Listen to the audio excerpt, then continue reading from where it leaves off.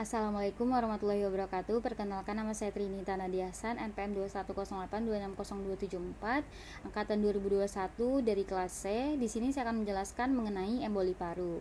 Emboli paru merupakan kondisi ketika ada penyumbatan pada arteri paru-paru yang biasanya disebabkan oleh adanya bekuan darah, tetapi juga bisa disebabkan oleh lemak udara ataupun cairan amniotik. Jadi penyumbatan ini dapat menghambat aliran darah ke bagian paru-paru dan mengganggu pertukaran oksigen dan dapat menyebabkan kerusakan pada jaringan paru-paru.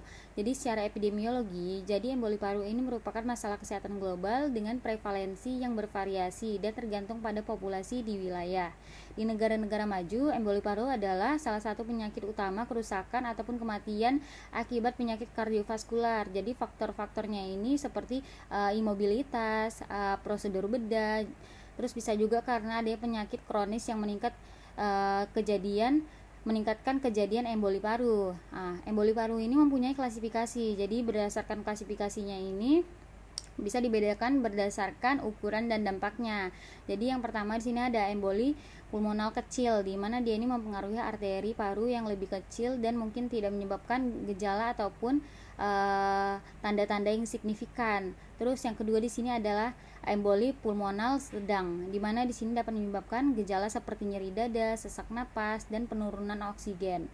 Terus yang ketiga di sini ada emboli pulmonal besar, di mana di sini dapat menyebabkan penurunan ataupun menurunnya aliran darah yang signifikan yang dapat menyebabkan syok ataupun kematian pada jaringan paru-paru. Nah, emboli ini mempunyai faktor resiko. Yang pertama di sini ada DVT, deep vein thrombus. Itu dapat terjadinya pembekuan darah di vena yang seringkali menjadi sumber emboli paru. Terus kedua di sini ada imobilisasi seperti operasi ataupun selama perjalanan panjang. Nah, yang ketiga ada trauma ataupun kecelakaan ataupun cedera berat.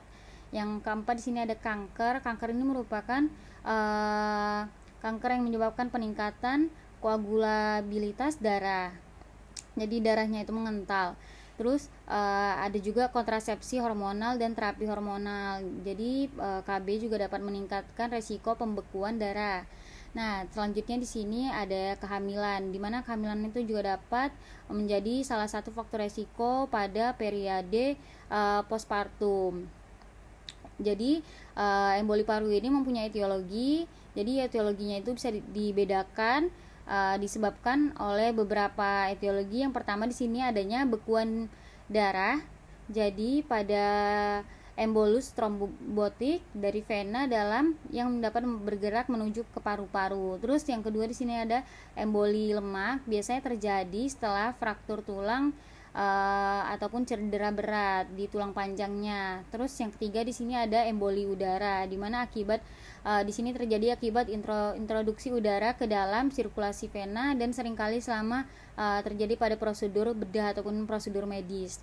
Nah, yang keempat di sini ada emboli cairan amniotik. Biasanya ini terjadi selama persalinan ataupun setelah persalinan.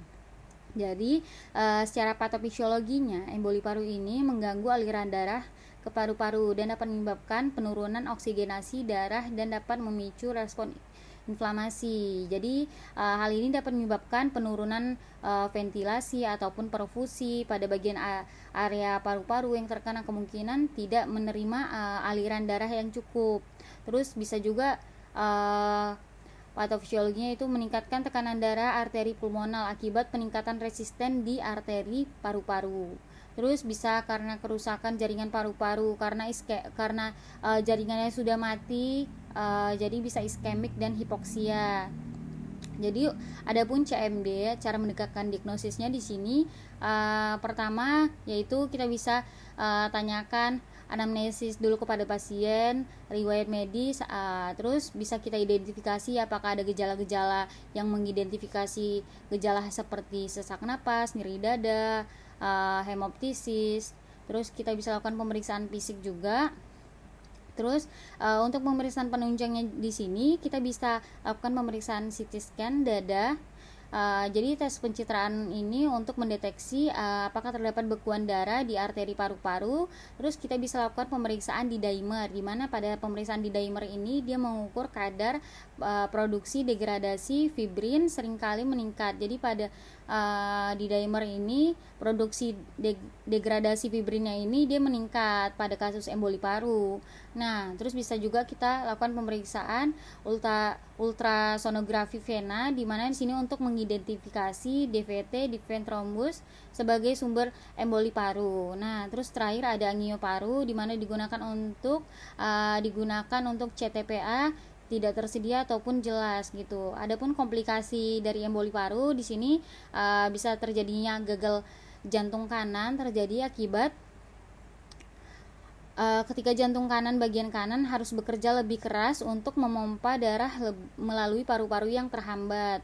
Terus bisa juga komplikasinya bisa jadi pneumonia, terus bisa infak paru-paru. Jadi paru-parunya itu bisa mengalami kerusakan jaringan akibat iskemik. Terus bisa juga mengakibatkan kematian jika emboli paru-parunya ini sangat besar ataupun tidak diobati dengan cepat. Adapun tata laksana buat emboli paru itu, jadi di sini pertama kita bisa lakukan antikoagulan seperti heparin. Kita bisa kasih antikoagulan heparin, warfarin, antikoagulan oral untuk mencegah pembekuan darah lebih lanjut.